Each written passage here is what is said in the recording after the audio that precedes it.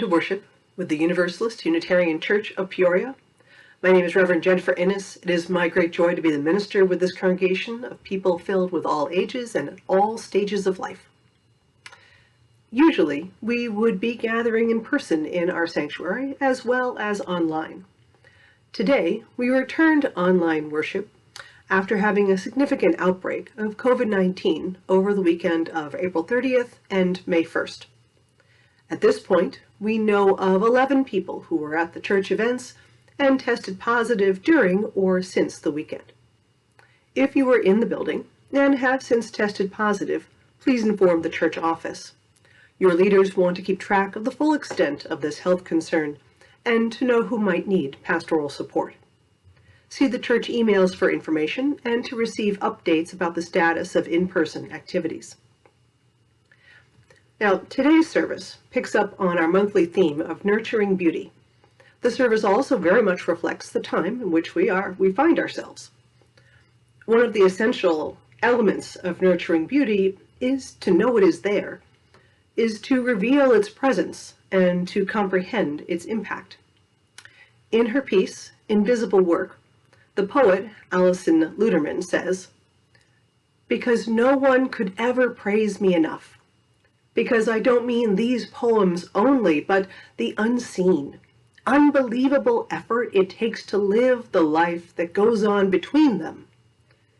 I think all the time about invisible work. I think all the time about invisible work." Our work as humans, as a faith, as a congregation, is to take the depths and details of our lives and make them more known. This service does so through the recognition of what's commonly celebrated as Mother's Day, through the effect of pandemic on families with children, and some of the recent news, including decisions about how we have a say in the beauty, form, and function of our bodies.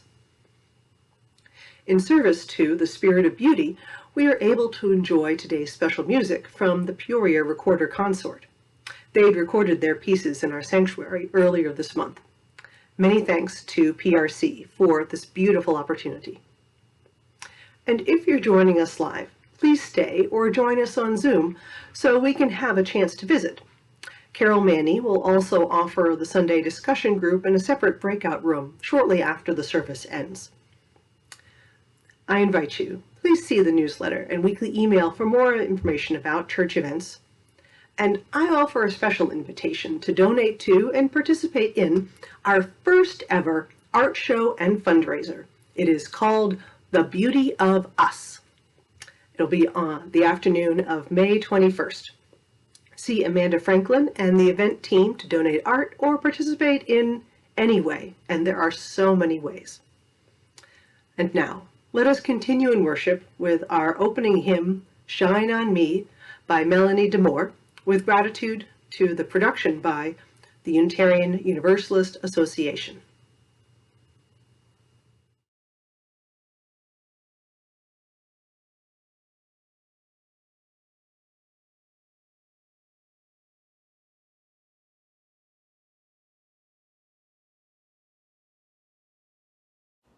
Hello, UU family. I'm going to sing a song with you called Shine on Me. It's an amazing spiritual that anybody can sing. And in these days when the things that we're dealing with, the feeling separate and all of that, and things seem so hard, this is one of those songs that you just throw your head back, put it in your medicine kit. All you have to do is ask. And here's how it goes. Shine on me, oh shine on me. Let the light from the lighthouse shine on me, oh shine on me, yes, shine on me. Let the light from the lighthouse shine on me. Lift lift me up, oh, lift me up.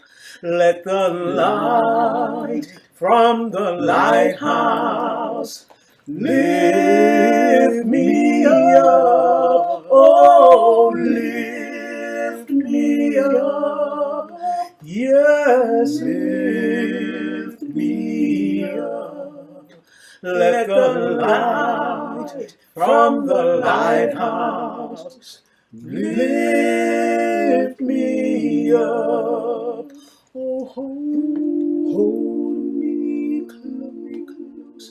Yes, hold me close. Let the light from the lighthouse hold me close. Yes, hold me close. So hold me close. Let the light from the lighthouse please hold me close. Oh, shine on me, yes, shine on me.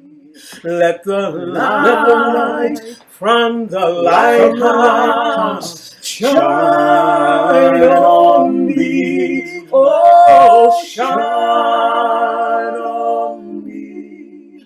Yes, shine on me. Let the light from the lighthouse shine on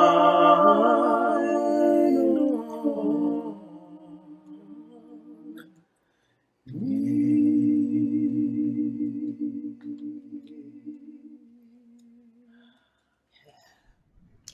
Our opening words this morning are entitled, We Gather on This Sabbath Morn, by Reverend Burton D. Carley. We gather on this Sabbath morn to worship in spirit and truth, to raise a joyful noise to the eternal mystery, to reconfirm our covenant to seek wisdom in love, to strengthen our commitment to the common good. We come from many paths to explore that which is hidden, to consider the ways of our hearts, to confess how we have stumbled, to heal what is broken.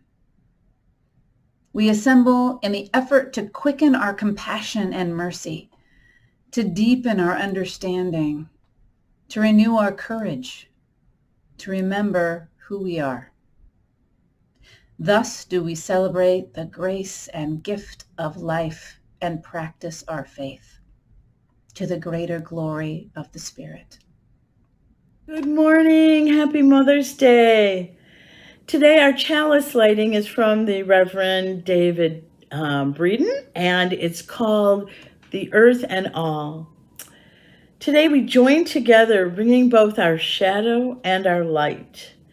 We join together, opening our minds and our hearts. We join together, embracing and celebrating and sharing the beauty of each, the beauty of self, the beauty of the earth, the beauty of all. In this spirit of a wider, more abundant beauty, we light our chalice.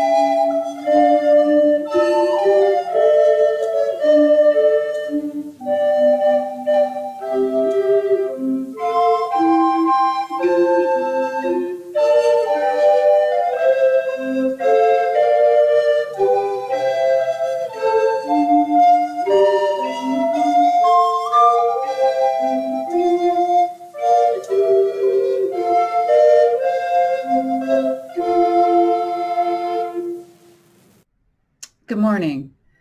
As we talk today about the value of labor, let me share a simple story for you to ponder. It's called A Dish of Ice Cream. In the days when an ice cream sundae cost much less, a 10-year-old boy entered a hotel coffee shop and sat at a table. A waitress put a glass of water in front of him. "How much is an ice cream sundae?" he asked. 50 cents, replied the waitress. The little boy pulled his hand out of his pocket and studied a number of coins in it. "How much is a dish of plain ice cream?" he asked. Some people were now waiting for a table, and the waitress was a little impatient. 35 cents, she said brusquely. The little boy again counted the coins. "I'll have the plain ice cream," he said. The waitress brought the ice cream, put the bill on the table, and quickly walked away. The boy finished the ice cream, paid the cashier, and left the shop.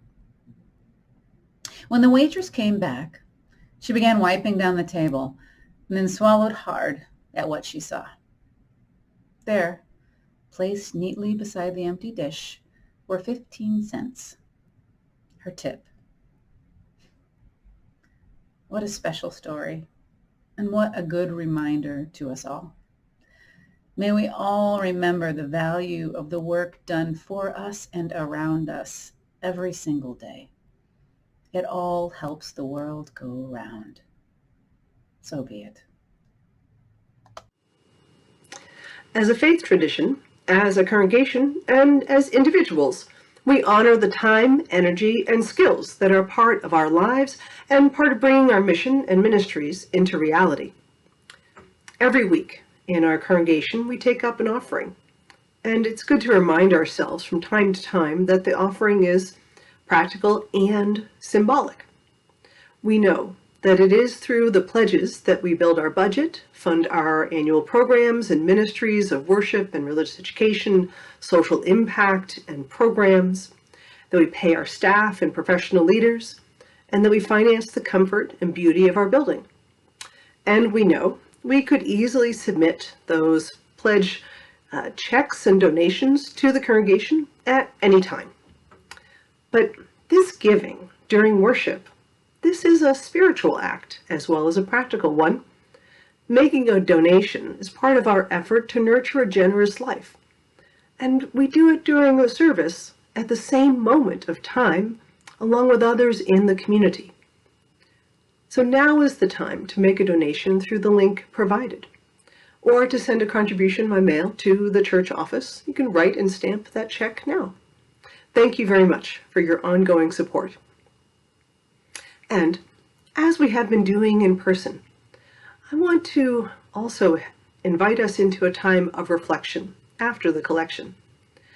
Consider this to be a moment for lighting a candle in your heart, in spirit, or perhaps you have one nearby and you can light one wherever you are. We do so knowing that we can share this moment in the circle of our beloved community's care. So I invite you to light a candle in whatever way you might have around you and enter into this meditation together.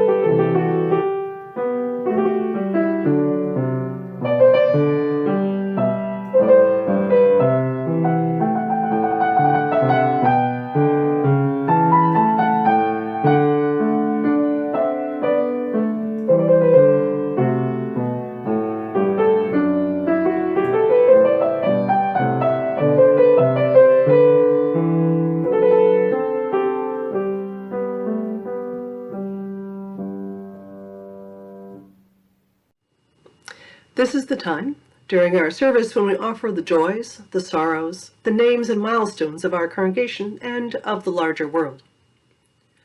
We send wishes for speedy and complete recovery to all of our Unitarian Universalist members and friends who are ill with COVID-19. We offer good wishes for a short hospital stay and a healthy, speedy recovery to Jack Schlicksup.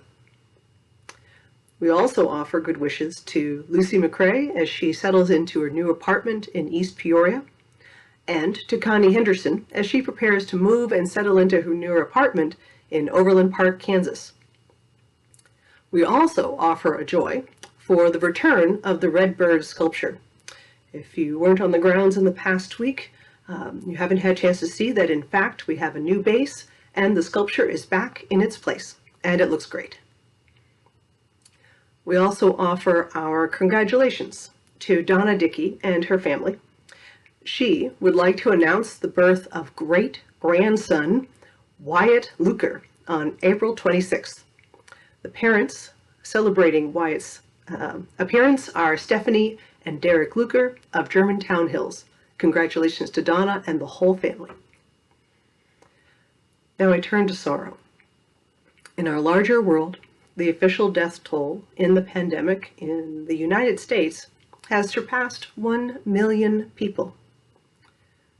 And one estimate says the number is at least 20% higher than what's been reported due to low counts or underreporting.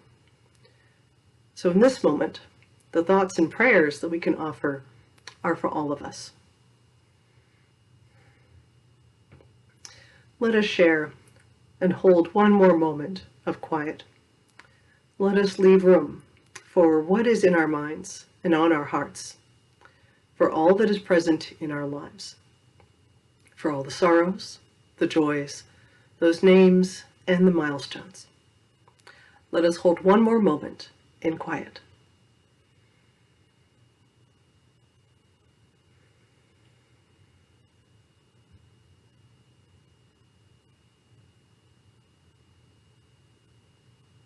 Amen. And now, a prayer for Mother's Day, adapted from Reverend Ellen Quadgrass. Loving God, Spirit of life, energy of creation, source and companion of us all, it is good to be alive, to witness all that is beautiful in our world and inside of us. It's good to take time out to really notice whatever brightens our outlook and lifts up our hearts.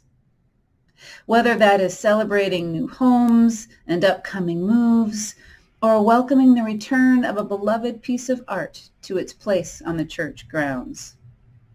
It is good to nurture our connection to what is beautiful, particularly on Mother's Day. A day we set aside to open our hearts to joy and appreciation. At its best, mothering is a gift from a parent to their child and from a child to their parent. Touching, moving, and changing both in ways deeper than words can express.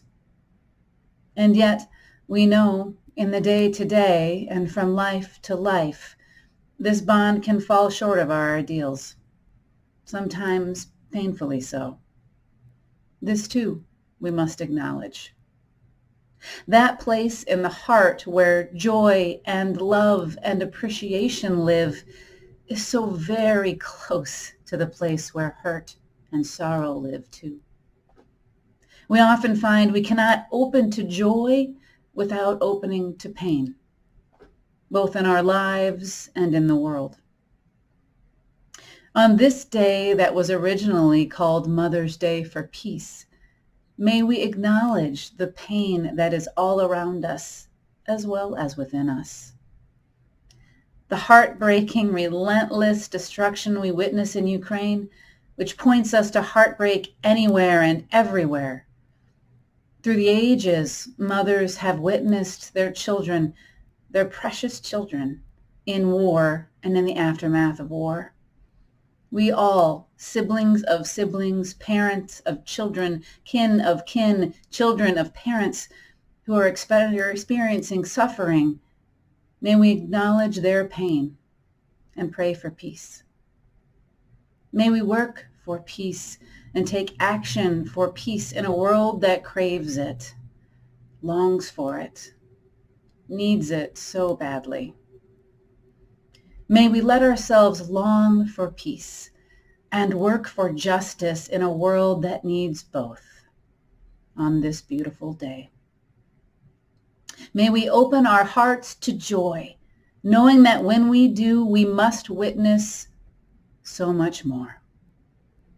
May we bring to that impossibly difficult, wonderful, and terrible, unquantifiable mix around us and inside us compassion, love, goodwill, kindness, and an open heart to all that is. It is good to be alive together. In this sacred time, may we hold it all.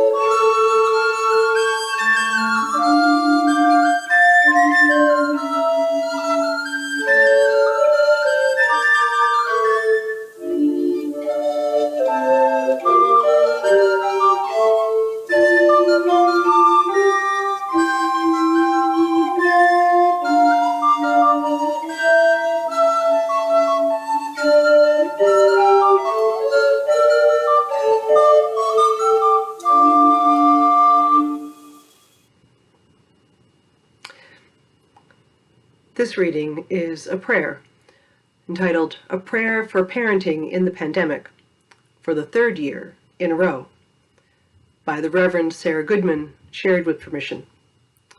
And I offer this prayer as a way to hold at the center for a moment all those who are parents, guardians, direct caregivers of young people whose daily effort seldom is visible, so often is never fully known, and whose daily toil, the daily struggle of this work, even when wanted and done in love, and that daily struggle is even less known. This is a prayer for the parents of children. This is a prayer for the parents of babies, the parents of teens, parents of young adults. This is a prayer, not a sending thoughts and prayers kind of prayer, but please someone help us prayer. It has been 2 years since the world shut down.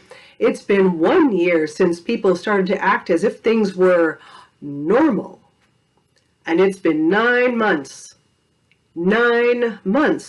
since we were promised that our children would be protected. It'll come anytime. Anytime now. We are waiting. This is a prayer to not be forgotten. We have held our babies in our arms while they look around, astounded that there are more than 5 people in the world, having spent their first year of their lives at home. We have held our young school children in our laps, while they try to learn writing and etiquette and how to make friends through a computer screen. We have held our preteens as they struggle to make sense of themselves and the world when they aren't seeing each other and not able to play and talk and laugh as they need to. We have held our teens through more disappointed expectations than they ever deserve to have experienced in so few years. We have held our teens, too. We have sent our young people off into the world, not knowing what will be there for them when they get there. We have held our beloved children while they were sick, when they gave in to the loneliness, when they lost their way. And we have done this while trying to do our jobs, or leaving our jobs because it was too much to do all of it, or losing our jobs and struggling, how do we care for our families now? And we have done all of that while having to make impossible decisions, such as, do I send my unvaccinated child to school with other unvaccinated children who won't be able to wear a mask correctly all day and risk exposing high-risk grandparents to a deadly virus? Or do I keep my child at home, where they will not get to play with other children for another year, where I will be constantly fighting with them about what work needs to be done, what food they don't want to eat, and doing my work in the hours when they are sleeping? We have tried everything. We have tried to parent alone. We've tried to pod with other families. We've tried to send them to school. We have tried to hire nannies. We've tried to do homeschooling. We have tried outschooling. We have tried nature schooling. We have tried everything. We have repeatedly wept when the things we try won't work, when guidelines made to keep our children safe had been rolled back one by one by one. And we have been sick more times this year than in the last 5 years, all of us in our families. We've had our resolve tested, our marriages strained, our relationships with our children torn to pieces. We've tried to be present for our children when they were angry, when they are weary, when they are despondent. And who has been there for us when we are angry, weary, despondent? We have watched our children suffer while we suffer, and there is no respite. This is a prayer. This is a prayer to show you, oh, beloved parent, that I see you. I know your heart is broken and you are just trying to hold it together until things get better. This is a prayer, oh beloved spirit of life, that things get better soon. Please, soon. Sometime soon, my heart, because it has been 787 days, and there is no end in sight. For today, I offer parents, grandparents, guardians, direct caregivers this prayer. May your weariness cease. May your children grow strong and happy. May you feel you can find ways to feel like yourself from time to time, to feel like yourself. May you find healthy and sustainable ways to process this trauma and grief, and may you know that you indeed are loved. May it be so.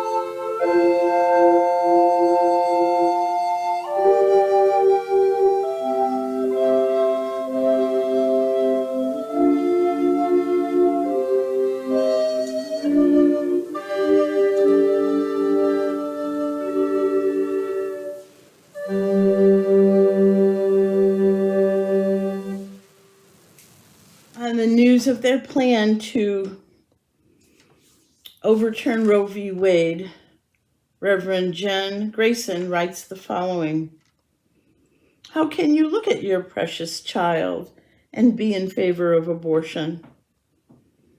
I find the question echoed on social media and in personal conversations and unspoken in some relationships.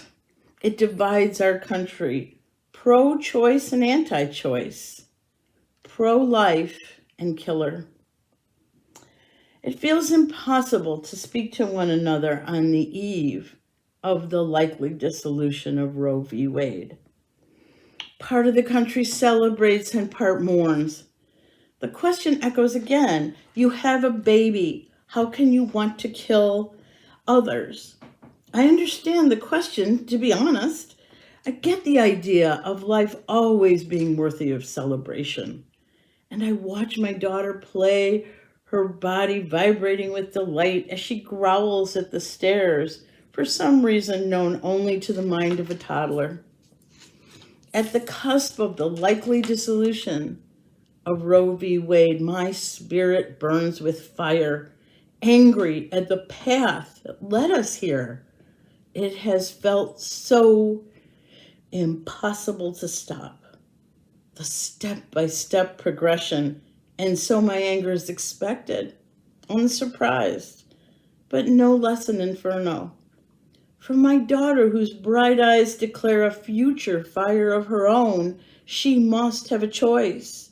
I will not allow the government to decide, to punish, to force, to take away her choice. For my daughter, I am far too pro-life to be anything but pro-choice.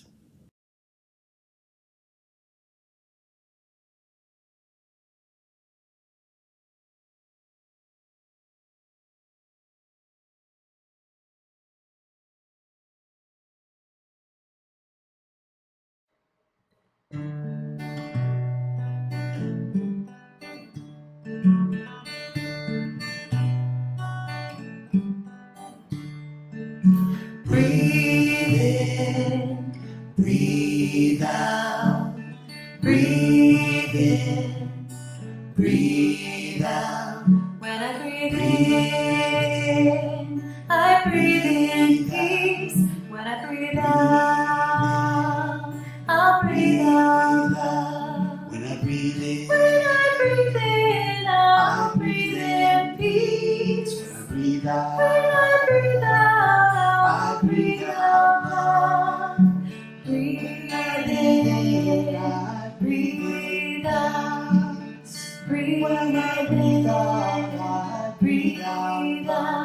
When I breathe in, I'll breathe in peace. When I breathe out, I'll breathe out love. When I breathe in, I breathe in peace. When I breathe out, I breathe out love.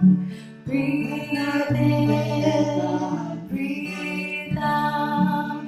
Breathe in, breathe out. Breathe in, breathe out. Breathe in, breathe out.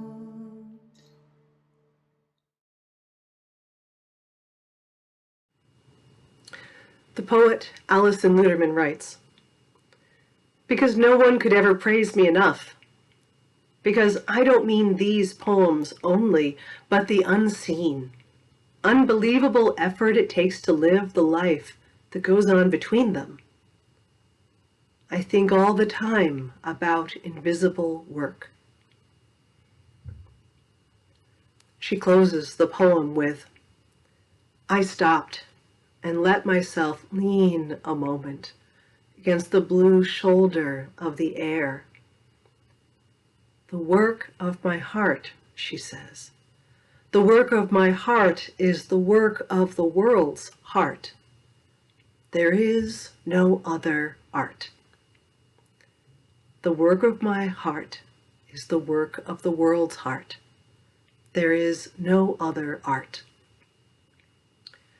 In this poem, Alison Luderman describes the effort of a parent, someone on welfare, providing for a child, manifesting that care and love in hot dogs cut up for dinner.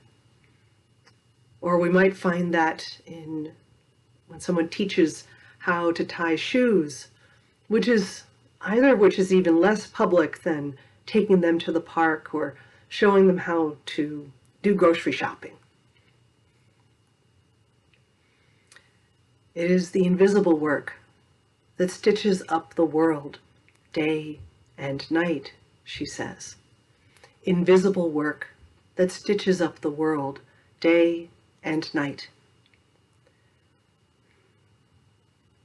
She names the incremental and also years-long effort involved with care, with caring for our lives, with caring for the people around us, especially those who totally depend on us.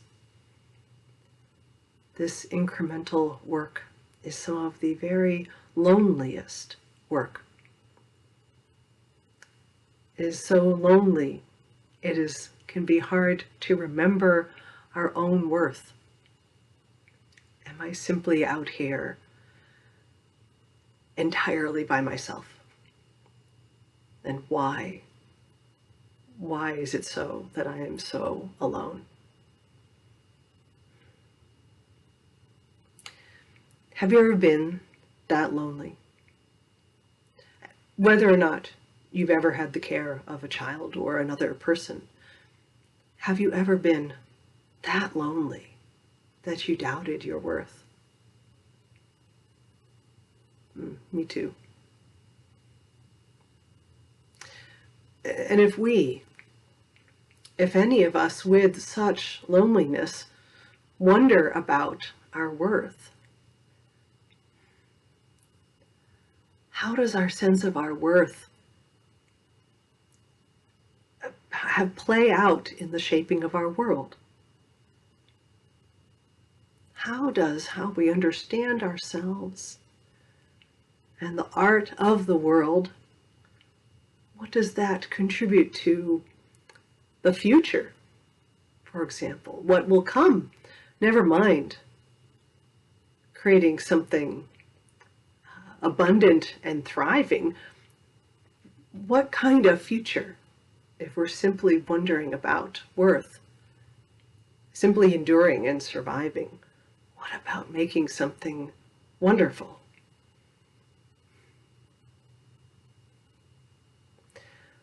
How does our sense of worth create a now that tells our children, whether or not we are caregivers, that tells our children, all children, that they matter?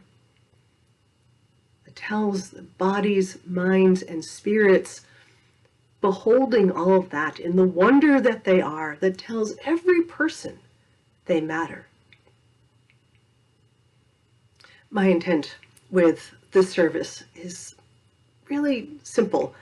It's simply to bring forth work, the effort and the use of our lives that sometimes is not as well known or valued or respected. Because we need all the worth we can get for our own sanity and for that of the world's. There was a demonstration yesterday, May 7th, at Maine and University in Peoria. And the demonstration was also a protest in support of people's right to choose how and when and whether to be pregnant. All people. I wasn't able to attend due to recovering from COVID, but I certainly celebrated those who could. And I was so glad to see so many people there. One person mentioned how they doubted whether going to such a protest, such a public demonstration, makes a difference. And they went all the same. I can understand the doubt. The work of worth what we in Unitarian Universalism have been talking about from a theological perspective has been the work of the world for so much of us, for so many of us, for all of our lives, for generations. Some of us thought this work was at least somewhat finished and settled. And yet, we seem to need to be calling back to it again. And again, in all these different ways. But I want to offer this. How much showing up matters. How much it makes a difference. How much being present is worth something by itself. You know, as a minister, so often all I can do with people is be there. And sometimes that feels terribly insufficient because it's not going to change an outcome. It's not going to change the facts, especially in a short term or in sometimes the long term either. But far more frequently, part of my ministry, I think part of all of our ministry, each one of us, is that showing up, there's something good that comes from doing that again and again and again. I have seen it over and over again. When we show up, we find each other. It makes it a lot easier. And finding each other is part of that art, that invisible work. And it goes much deeper. As my colleague, the Reverend Sean Dennison, says, the ability to see beauty. The ability to see beauty is the beginning of our moral sensibility. What we believe is beautiful, we will not wantonly destroy. When we find each other, we rekindle that faith and worth. And that by itself is beautiful work. And this understanding of beauty is our agency and our conscience being revealed as we keep choosing ourselves, as we keep choosing our lives, as we keep choosing to care for the future. Because all of us need all of us, right? Because we are part of the world's heart. And we are part of the world's art, as the poet reminds us. It's that simple. We make ourselves and all of our effort more visible, more known, more in service to each other, that we may contribute to all the art of all that is. So may it be. And now we turn to our closing hymn, We Shall Be Known, by Ma Muse, and performed by the We Thrive Choir from the UU The Vote effort.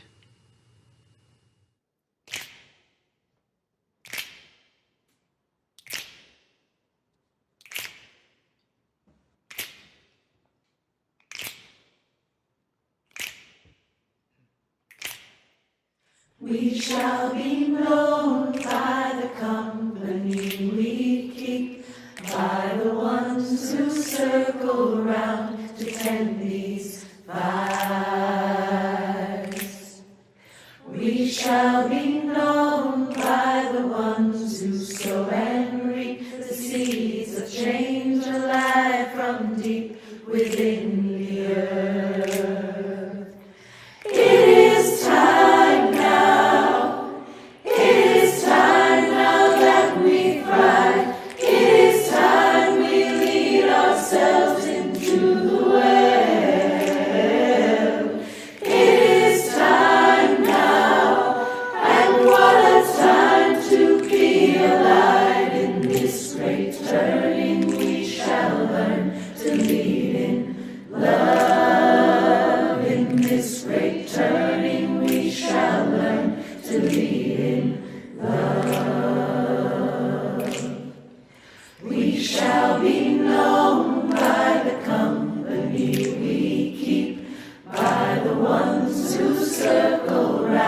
to tend these fires. We shall be known by the ones who sow and reap the seeds of change alive from deep within the earth. It is time now. It is time now that we thrive. It is time we lead ourselves into the well. It is time now, and what a time to be alive. In this great turning we shall learn to lead in love. In this great turning we shall learn to lead in love. In this great turning we shall learn to lead in love. In this great turning we shall learn to lead in love.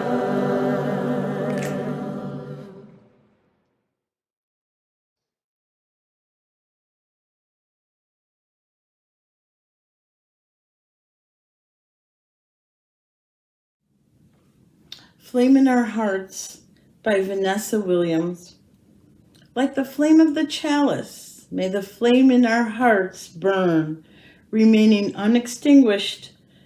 May it ignite our energies, our drive, our resolve to dream, to build, and live into the world.